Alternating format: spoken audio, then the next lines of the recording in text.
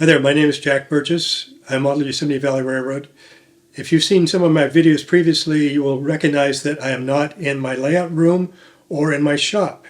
So this is going to be something kind of different, but I think you'll enjoy it and learn a few things. First, I want to talk about Al Rose. I met Al Rose in 1973 because Trains magazine had a request in one of their issues in 1971-72 asking for information on all the railroad historical societies. Remember, there was no internet in those days. So I created the Yosemite Valley Railroad Historical Society and put in my address and so forth. And it was published in Trains magazine. Al Rose saw it, who had been deeply involved in Yosemite Valley Railroad for decades. And he sent me a letter. I don't think it said, "Who do you think you are?" But he invited me to come down, which I did. He lived about an hour and a quarter away. And the first time I went down there, he had a slide projector out. And old slide projectors, remember they had a tray on the top and you'd had a wired remote that you can change the slides. And he had 125 color slides of the YV. I had never seen a single picture of the YV in color. So I just sat there, went through them. Next time I went down, and I don't think it was that long ago, maybe a couple months later, I went down and he would come to a slide and I would say, "Stop." And okay. And I was looking at things. I think I may have asked some questions about something. And after I made him stop about 4 or 5 times, he gave me the remote and just sat there so I could click, click. And what I would do is I bought a little tape recorder. And as soon as I got in my car and started home, I started recording things that I had seen on the pictures or the slides, or he told me, because I got that feeling I shouldn't be taking notes while he was talking. So that started a long relationship. One of the things I learned he had done is the last run of the YV was in 1945, and a scrapper bought the railroad and started scrapping it in 1946. And the scrapper thought he could sell the locomotives.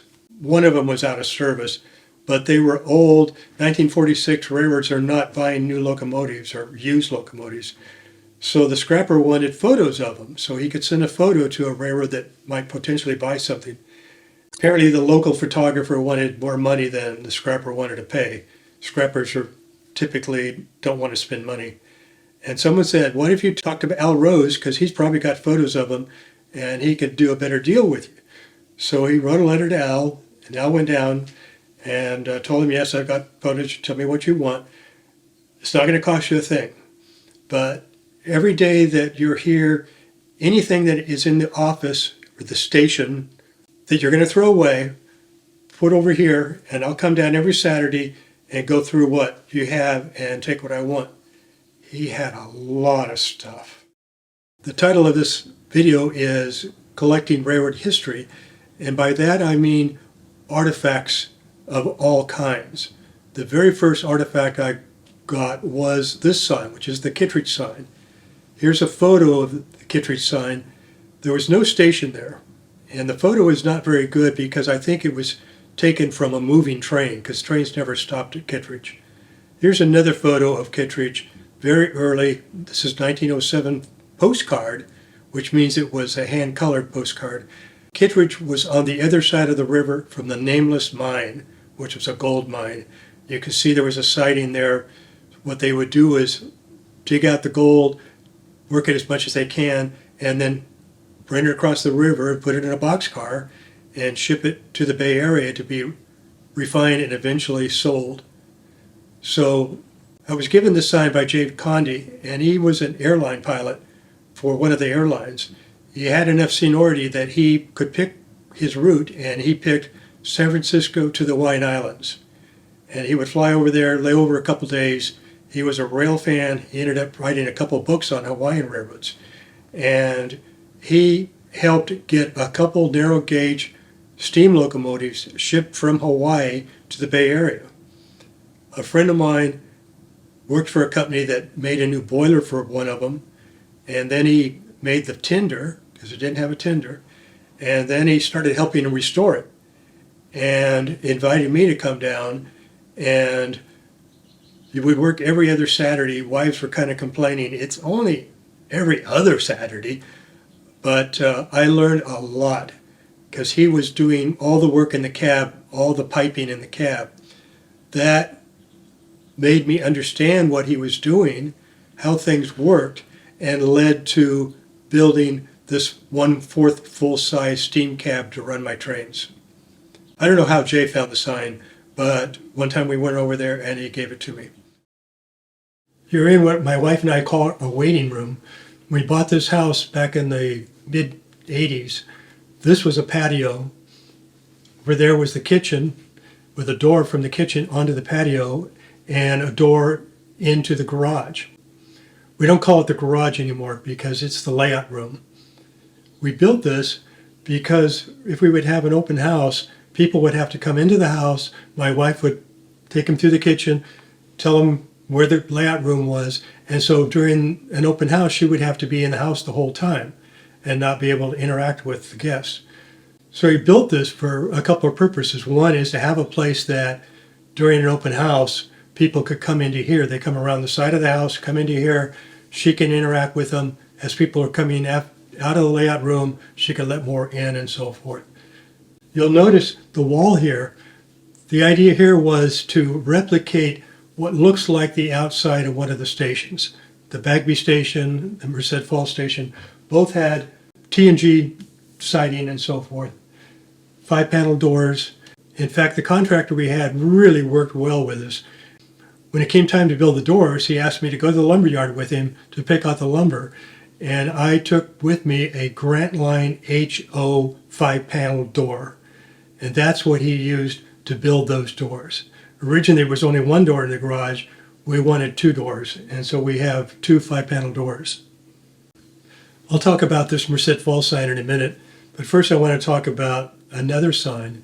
After this room was finished, my wife got in touch with Al Rose, who had the original Bagby sign, and asked him if he could have a duplicate sign made for her.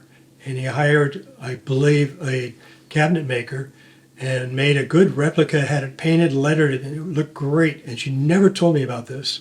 I have no idea how much it cost. But suddenly I had a Bagby sign, and so the Bagby sign was up here. Then, after Al's wife died, the 2 sons were in charge of selling, donating, getting rid of all of Al's stuff, and sent me an email asking if I wanted to replace our fake sign with the real Bagby sign. We were there 2 days later. So here's the Bagby sign that replaced it. This is the original Bagby sign. Here's a photo of the Bagby station, and you can see the real sign. After we got the real Bagby sign, I was going to put it here, but we ended up getting the Merced Falls sign. The Merced Falls sign would not fit in the layout room. So the Bagby sign went in there. This is the real Merced Falls sign. So here's a photo of the actual Merced Falls station, and you can see the sign kind of in the shadow of the tree that's next to it. So this also came from Al Rose's collection.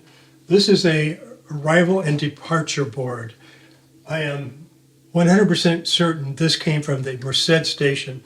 Merced station was where all the trains departed. That's where the offices were and so forth.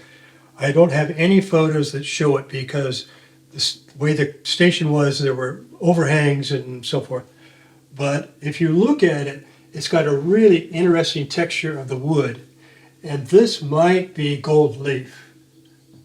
These were at all the stations along the line, and they were used to let people know if the trains are coming in late, so forth. So I have another one which I'll show you next. Here's the other departure and arrival sign. This one was for Incline. You'll notice that it says Railroad, it never got changed. This sign was given to me by a model railroader who owned it, and it was on display in a club, large club, up north of Oakland. And another friend of mine noticed it and asked the guy if he would loan it to me. He did. Haven't seen the guy since, so I don't know if he remembers. but it's only on loan. Here's a photo of Incline, and if you look very closely next to the door, you can see the sign, and it looks like there was something stapled. I suspect what was happening was the station agent got tired of putting chalk marks on it. The trains were always on time. They weren't coming across the country, and he just stapled the schedule on it. Good enough. This is the ticket dispenser, also for Incline. This was given to my wife a long time ago when Al's wife was still alive, and she really loved this, and Helga gave it to her. So here's what it looks like inside. These are the tickets, and at Incline there were not a lot of people living there, but if you needed to go to the doctor, the only doctor is going to be in Merced, which was about 75 miles away. So you would go here and buy a ticket for Incline to Merced, and then buy a ticket from Merced to Incline to get back. Because of the schedules, you would have to spend the night there.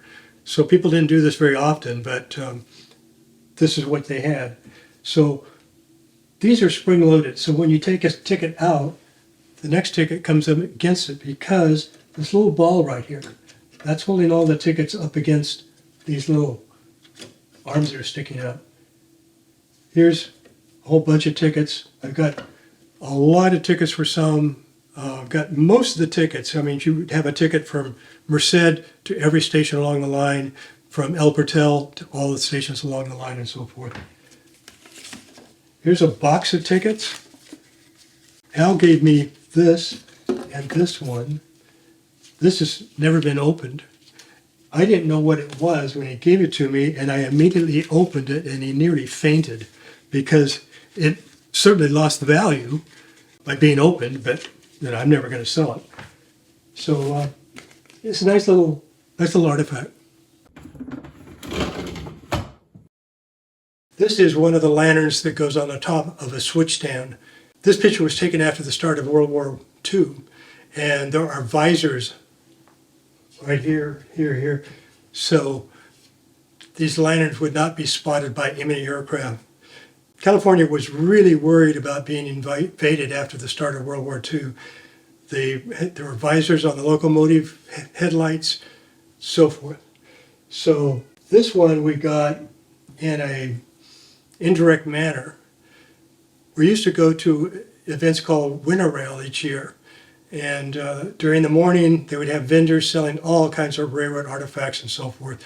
In the afternoon were slideshows, some really good photographers, all professionally put together and so forth.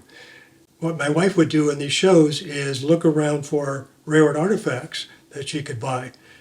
And I would kind of look, she would ask. She was always more aggressive in this than I was. She went downstairs and found a Yosemite Lumber Company builder's plate, and I'll show you a builder's plate in a few minutes. But it was $1,100. She wanted it. She came back up and asked me, and I said, no, that's too much money, and it's not really Yosemite Valley Railroad, it's the lumber company. She went back, talked to him, and said, could she buy it over time so that she could buy it and I would not notice $1,100 disappearing from our checking account. The guy set it up for that. I think he charged us a couple extra $100 to get it over time. So she ended up getting it. And it was nice. I wasn't that attracted to it. And so I found a guy that had this lantern, and I got in touch with him, and I didn't know until later that he was really into Shea locomotives and lived in Oregon. He was willing to trade for the lantern. So we went up and got the lantern. That was a lot of money for lanterns. Right now, these are about $350 on eBay. Then, a few years later, Hank Johnston, who wrote the first book on the Yosemite Valley Railroad, was moving out of his house, which was on the top of one of the logging inclines, to a condo, and had a lot of stuff, and got in touch with me and asked if I wanted his lantern for free. Drove up the next weekend. So now we've got two lanterns for about $650. And then another person got in touch with me, had a lantern, and asked if I would just take it. He was tired of hauling it from place to place. So now we're down to around $350, which was a reasonable price for these lanterns. The Yosemite Valley Railroad was a railroad that required employees to have their own lanterns. This one is marked Yosemite Valley Railroad.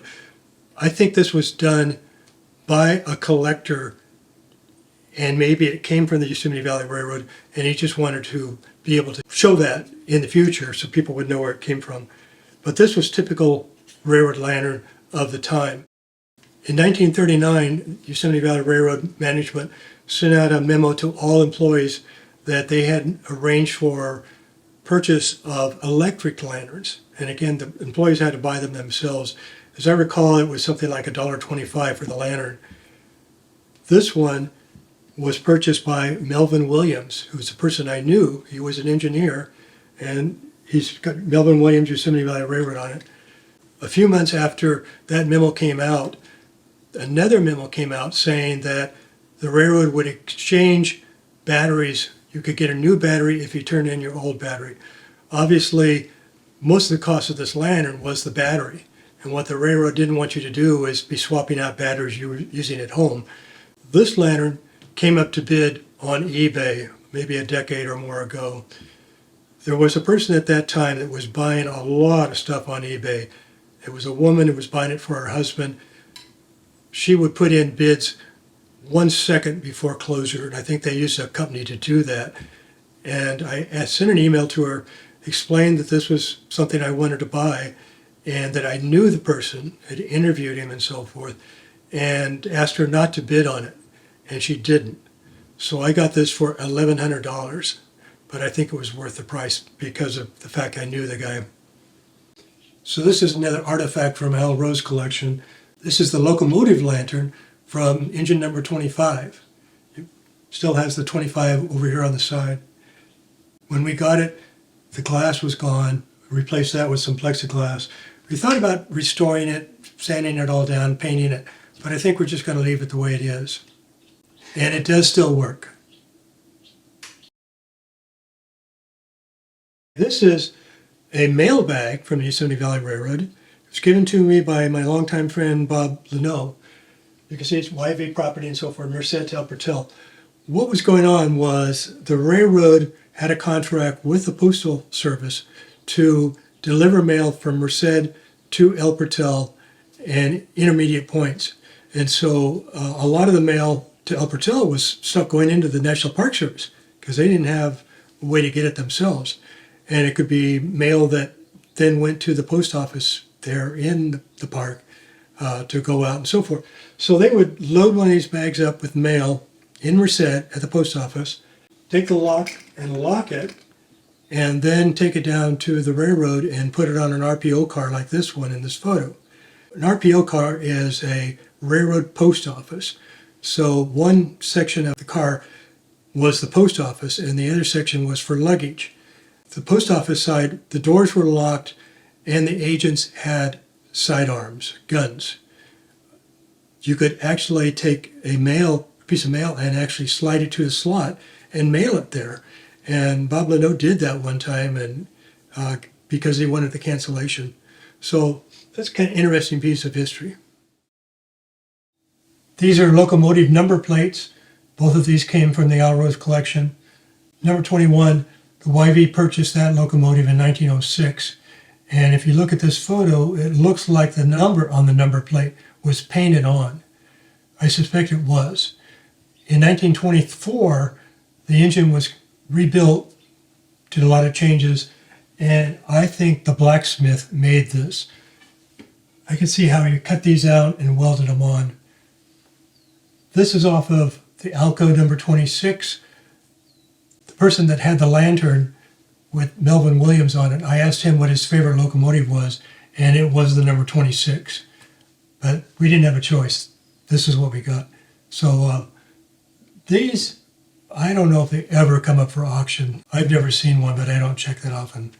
But we really enjoy them. Here's the builder's plate for the number 26, which I just mentioned. Builder's plates, there were 2 of them per locomotive. They were on each side of the smoke box, which is where the smokestack comes out of. They list the manufacturer of the locomotive, the manufacturer's a number of the order and where it was built and when it was built. All builders had their own plates, sometimes different styles, but every steam locomotive had a builder's plate. And this came from Al Rowe's collection. I'd mentioned my wife would go to shows where people were selling railroad artifacts and look for stuff. This came from a show we went back east somewhere, and there were a few dealers. It was actually a model railroad show, but they had a few dealers there. And she went up to one dealer and asked if they had anything, explained that I'd written a book about the railroad and so forth. And the guy got very interested and said, yes, I actually have some stuff that I didn't brain it. And give me your address and I'll just mail it to you. And this is one of the items he had. On the back it has a 105, which means this was in combination car number 105 on the YV. And it's an interesting sign because it says, fires warning, do not throw matches and cigar or cigarette stubs from train. They start dangerous fires. Throw them inside the car. Doesn't say where you're supposed to throw inside the car. I don't think people just dropped them on the floor, but maybe they did. I mentioned that Al Rowe collected a lot of stuff when the railroad was being scrapped. And this is one of those items. This is a dispatcher's record of train orders. And Al gave me this probably back in the mid to early 80s when he realized how serious I was about modeling the railroad correctly, and that I picked August 1939 as the period that I'm modeling. So this is the dispatcher's book that covers August 1939. And here's one of the train orders. The dispatcher would write out a train order in this book, then call the agent in a station that was needed to have this order, read it to him over the telephone. The agent would write it out and then read it back. And you can see how each line was underlined as it was correctly read back. And this train order, the penmanship, we don't have penmanship like this anymore, but the train order reads 31 CNE, which is conductor and engineer, engine, ENG, 26 RO, that is where that engine is. That's the abbreviation for El Portel. The second line, 31, is for the other engine, engine 29 at Merced. CD is Merced. Then the order reads, engine 26, run extra El Portel to Merced, engine 29, run extra Merced to El Portel, take siding, meet extra 26 west at Ditweiler, and so forth. So once the station agent got that order, he would set the train order board to stop like this. Then finally, when everything is done, he puts a big D over the order in the book, which indicates that it is done. So here is an actual train order, and the orders were given to the conductor and the engineer. They each had their own copy of the train order. They acknowledged that they had read it correctly, and then when it was all done, they would just throw these away. There was no value in keeping these. So here's another page of this train order book, and in this case, he was rewriting the timetable. He went down and he said to each station what an arrival and departure time was for it. So here's a bill that Bob Leno gave me years ago. It came off the number 28, and it still works.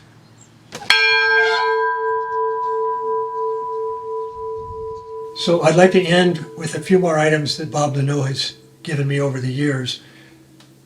This is his half sleeves, and he went to work for the YV in 1942 when he was 19 years old, and he started out as a wiper, and after a few weeks he was promoted to brakeman. So this is his first day as a brakeman on a passenger train, and he's got his half sleeves, so forth. He's got his brakeman badge, and he only lasted one day. He told me that they expected you to be born with experience, and it doesn't work out that way. So he ended up being a brakeman on freight trains and then on the log trains. On the log trains, he was the head end brakeman. After the logs were loaded, he rode in a seat on the tender looking back toward the train. Here's a photo he took in 1942 of a log train stretched out. Typical log trains are about 38 cars. And he was there because on the log trains, they would put all the logs on, chain them, and then add one more log to take up the slack. So he was there making sure that top log did not roll off. So he loved that job. What he also did is he made a brake hickey and gave it to me. His wivey up here carved that in.